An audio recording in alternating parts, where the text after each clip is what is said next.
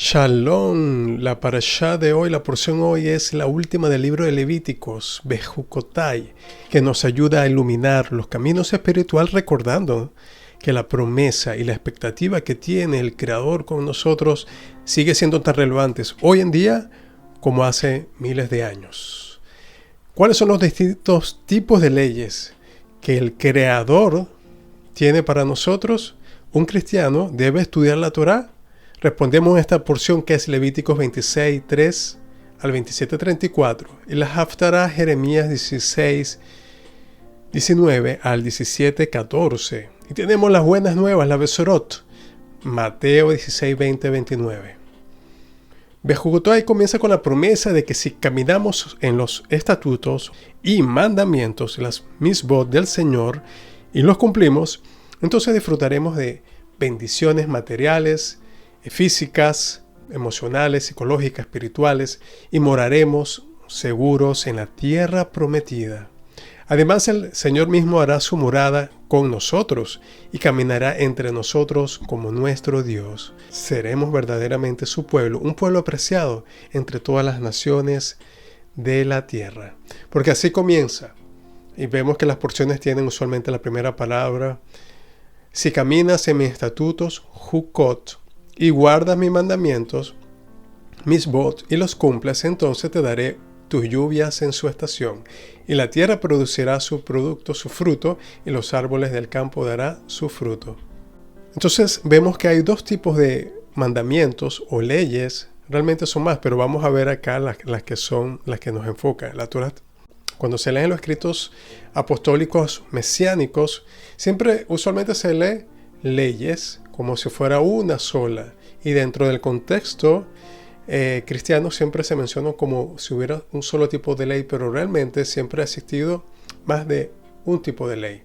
Y no me estoy refiriendo a leyes morales, éticas versus a leyes religiosas, ceremoniales, culturales del templo, sino a las que se menciona acá. Una es Jukim, que por lo visto son estatutos que no parecieran tener una razón humana aparente, es un decreto divino. Por ejemplo, la vaca roja es una de esas leyes clásicas, que dentro del judaísmo pareciera que no tiene sentido, pero para nosotros nos recuerda a Mashiach. Y según se dice que esta misma ley de la vaca roja desafió la sabiduría del rey Salomón. Otro ejemplo pueden ser las leyes dietéticas o las que son relativas a la pureza familiar, que pueden ser irracionales a la razón humana. Por lo tanto, Sod Jukat HaTorah, este es el decreto de la Torah, que por lo tanto aceptamos como un mandamiento que trasciende nuestra capacidad de comprensión racional, y aún así obedecemos al Señor. Y cuando se nos preguntan por qué haríamos un decreto, y solo podemos decir que apelamos al hecho de que Hashem lo ha ordenado. Otros son los Mishpatim, son leyes dadas por una razón claramente específica, es decir, son leyes un poco más lógicas en el plano que nos acontece, el plano físico que conocemos. Por ejemplo, el mandamiento de dar caridad o la prohibición de robar y del asesinato. Estas son Mishpatim, son leyes inherentemente racionales y apelan a la necesidad de la unidad, puede ser de la ética, de la vida civil, de la moral dentro de la comunidad. Por ejemplo, no robar. También hay que notar las Eidot, que son como una especie de ed, testigo que conmemora o representan algo. Por ejemplo, los mandamientos de observar el Shabbat y las festividades, el tefilín, los tzitzit, comer matzá o tocar el shofar en Yom Kippur, dado que conmemora simbológicamente algo, son un testigo, y es una especie de término medio entre los Mishpatim, racionalmente comprensibles, y los Jukim, suprarracionales. Los sabios judíos sostienen que el mundo entero depende del estudio de la Torá y del amor a la Torá, sin egoísmo de aprenderla por un beneficio más allá del propio o del ego. Entonces, por ejemplo, el Rabí Meir dice que quien se dedica a la Torá por sí misma gana muchas cosas, además es merecedor del mundo entero. Se le llama así, al que estudia la Torá se le llama amigo o amado e íntimo de Hashem, de Dios, del Creador, un amante de la humanidad. Y esto lo debe revestir de humildad y reverencia haciéndolo apto para ser justo, santo, recto y fiel frente a los ojos de Hashem en lo más posible que se nos permite. Porque el mismo estudio de la Torá y las mismas acciones de la Torá mantienen a esa persona alejada del pecado, lo acerca a la virtud, a la sana ciencia, al sano conocimiento y a la comprensión y la fortaleza de todo de lo que está escrito. Esto dice en el Pirkei Avot 6.1. La promesa de lluvia en su estación, durante esta porción se hace una promesa de bendiciones del estudio de la Torá, que es un símbolo de la prosperidad y alegría general. Igual se toma el tiempo para estudiar los mandamientos de Dios y cosechar de ella el conocimiento de los caminos del Señor.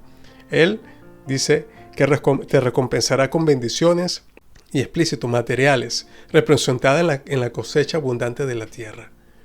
Además, si hacemos el estudio y la práctica de la Torá nuestra máxima prioridad, él dice que daré paz en la tierra, que eso tiene que ver con abundancia de la satisfacción mental y con la satisfacción de ver las generaciones vivir en armonía también, interna.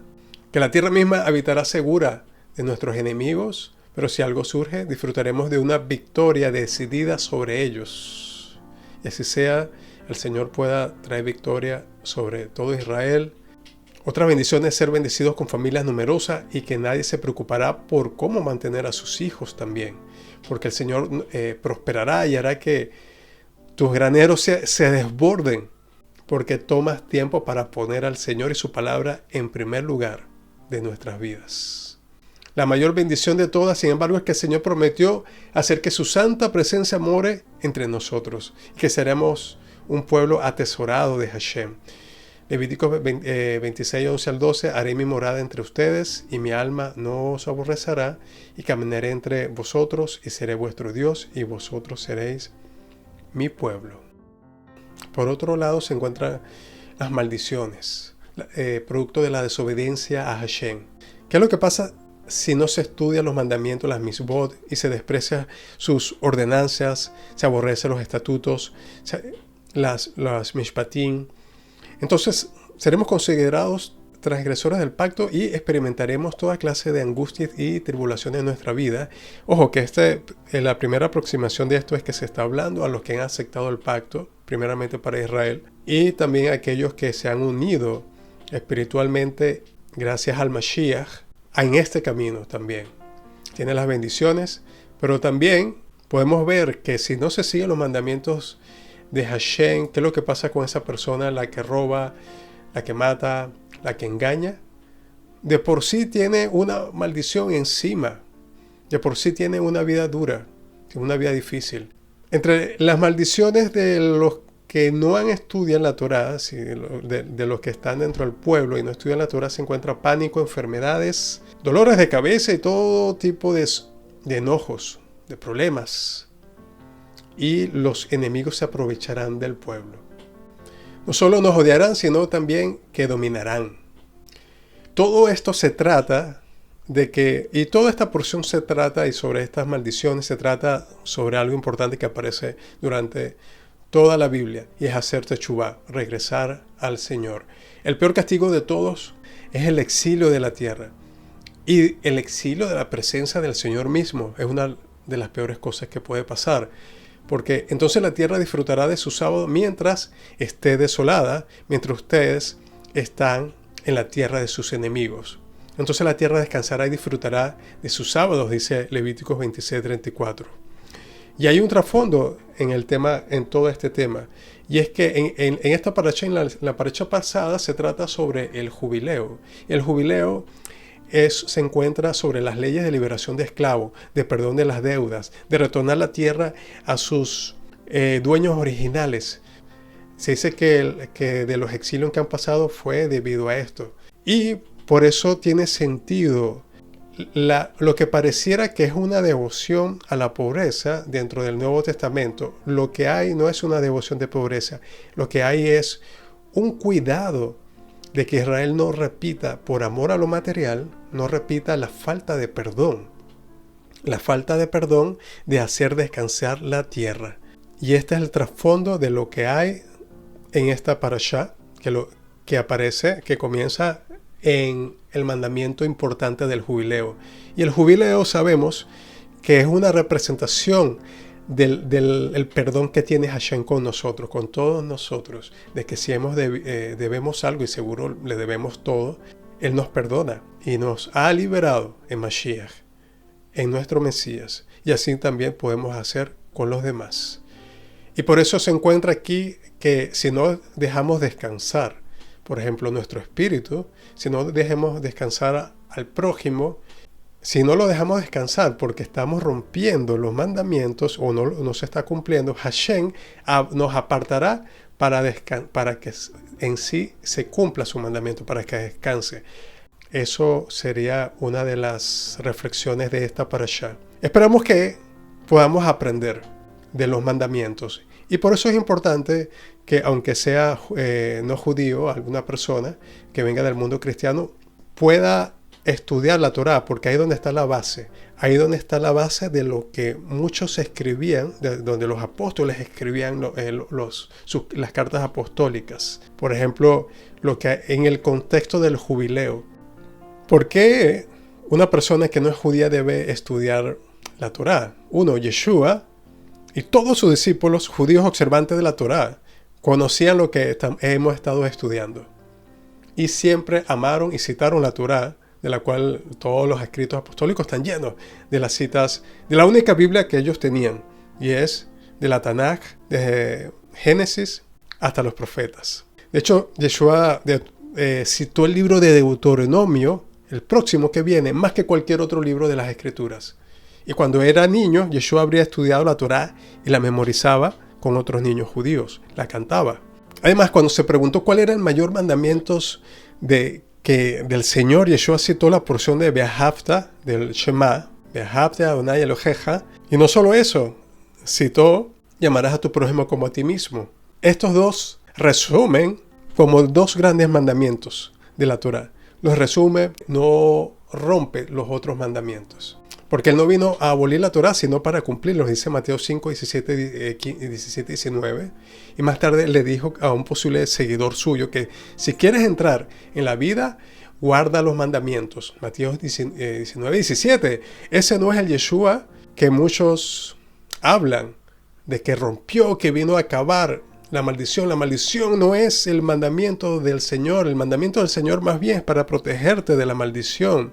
Cuando se le preguntó cuáles eran, respondió citando las 10 palabras, los 10 mandamientos, y apeló el nombre a seguirlos. Y eso es importante. Y como siempre, no estamos hablando de que esa persona, si no es judía, tiene que seguir los mandamientos, por ejemplo, del templo. El templo ni siquiera está en pie, no los tiene. Estamos hablando de los mandamientos de amar a Dios y amar a tu prójimo y lo que tiene que relación con esos mandamientos.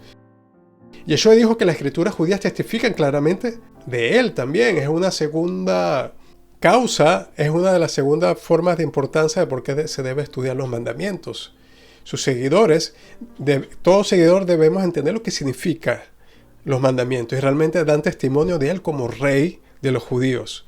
No solamente es el Salvador, porque cuando se dice Rey de los judíos y Rey de las naciones, es que tenemos que hacerle caso a nuestro Rey. Además, al estudiar la Torah podemos apreciar plenamente la gloria y la gracia revelada en las personas y obrar la persona y la obra de nuestro amado Mashiach. Y podemos realmente entender cuánto nos perdonó, cuánto espera de nosotros y cuál es esa diferencia que hay entre esa persona llena de virtud que Él espera que seamos como Él versus a lo que somos hoy el día y que con su gracia nos ha perdonado y nos ama grandemente. Vemos, y hablando de las fiestas también, vemos que la gran asamblea, por tradición se dice, la gran asamblea judía que une con las naciones, eclesia, que no fue traducida, sino fue llamada iglesia, nació en el día de Pentecostés, que es la festividad judía de Shavuot, donde el pueblo judío lo celebraba en Jerusalén. El sermón de Pedro durante esa festividad, en Hechos 2, 1 al 41, fue enteramente judío, citando abundantemente a las profetas y a David. Lo que habría significado poco para cualquier gentil no hubiera entendido esto, que no tuviera un contacto con la Tanakh, con Moisés y los profetas. No les hubiera alcanzado, no hubieran llegado ese mensaje. Por lo tanto, es probable que de las 3.000 personas que fueron salvadas ese día, todas eran judías. Y así como Pablo y otros judíos que fueron presos a causa de dar las buenas nuevas, Hashem los liberó. Hashem promete en sus bendiciones que nos liberará. Que te liberará físicamente, pero lo más importante, mentalmente y espiritualmente. ¿Por qué alguien debe estudiar la Torá? Porque en el Concilio de Jerusalén se escribió una carta a los gentiles sobre su relación con la Torá y se le aconsejó que al principio se lo tomaran con calma. Y así es, tomárselo con calma. Vayan aprendiendo con la suposición de que más tarde estudiarían la Torá, como hacemos nosotros cada semana, cada mes, cada año. Torá de Moisés y las demás escrituras judías. Eso es el importante Concilio de Jerusalén, Hechos 15. Y que más importante también que entender las palabras de Pablo totalmente rabínicas, complejas. Fue nieto del famoso rabino Hillel. Él era parte del liderazgo judío de la época. Tenía una gran relación con el Sanedrín, el sumo sacerdote de Israel. Y aún así, después de que él comenzó a creer en Yeshua, en el camino a Damasco, ya que no hubo una conversión a otra religión, sino simplemente creyó en el Mashiach judío, todavía se identificaba como judío, porque en Hechos 23:6 confesó, yo soy, no era fariseo, dice, yo soy fariseo.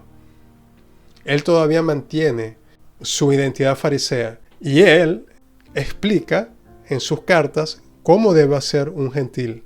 También, una persona que no es judía, cómo puede entrar, en qué se debe enfocar y en qué no también. Y él, para él, observaba un estilo de vida judío hasta el día de su muerte. Siempre testificó de guardar la Torá. Hizo su voto nazareo en Hechos 18:18 y vivió en observancia de la Torá, como dice en Hechos 21, 23 al 24. Además que hizo sacrificios en el templo judío en Hechos 21, 26. Y esto es importante en Hechos 21, 26. Voy a parar aquí para los que no pueden leer.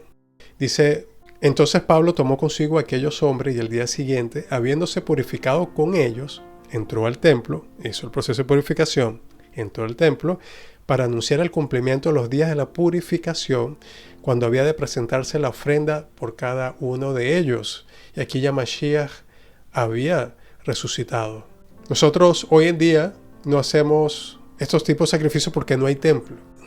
Y de nuevo, lo que hay entre todas estas estudios y al final de este libro de Levíticos es, incluso en medio de estas advertencias, Bejucotai brinda una esperanza a través del concepto de Teshuvah, que significa arrepentimiento.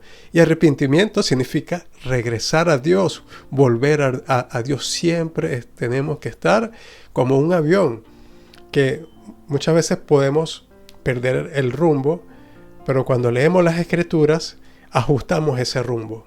En Levíticos 26, 40 y 45 hay un pacto y hay una promesa de que gozarás porque la tierra será abandonada de ellos y gozará de sus días de reposo mientras quede desolada en su ausencia. Pero también habla de un pacto duradero, porque le dice, yo cumpliré la promesa que les hice a Abraham, Isaac y Jacob, a nuestros padres de la fe son ellos, nuestro padre Abraham.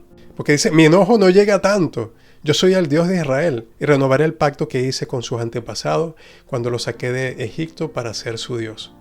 Esto lo vieron todas las naciones y también está para que los hechos de Hashem y el perdón de Hashem sea testigo frente a todas las naciones.